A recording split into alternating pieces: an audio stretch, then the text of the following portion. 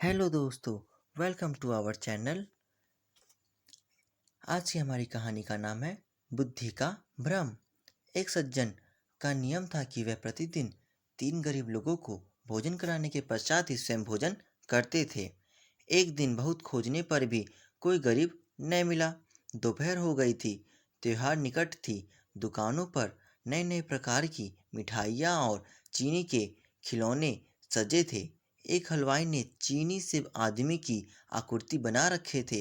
उन्होंने देखा तो सोचा, दूसरे गरीब तो मिले ही नहीं, चीनी से बने इन गरीबों को ही ले चलो, इन्हीं को भोजन लगा करके खाना खा लेंगे।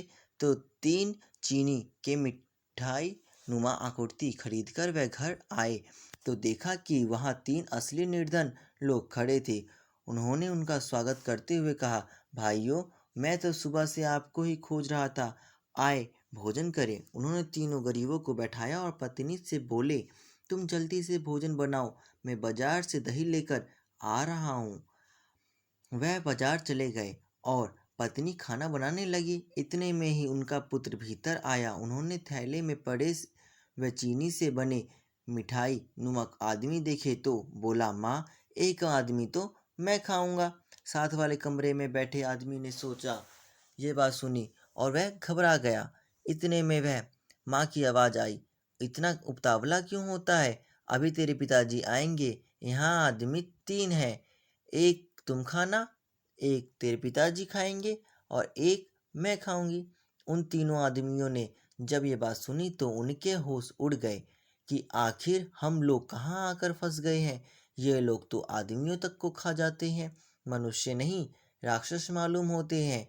उनके बाद एक आदमी लघुशंका के बहाने घर से बाहर गया, दूसरे ने भी यही किया तथा तीसरे ने भी, और तीनों ने अपने अपने जूते उठाए और लगे भागे। सामने से वही सज्जन दही लेकर आ रहे थे। देखा तो पत्नी से पूछा, क्या हुआ? वह बोली, मुझे तो पता नहीं, वह लघुशंका जाने की बात कह रहे थे, न जाने क्यों भाग रहे थे।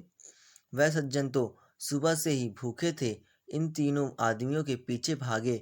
बोले, भैया, कहाँ भागे जा रहे हो? हम लोग तो सुबह से भूखे हैं। उन आदमियों ने दौड़ते हुए कहा, आज तो ये दुष्ट हमें ही खाने कर अपनी भूख मिटाएगा।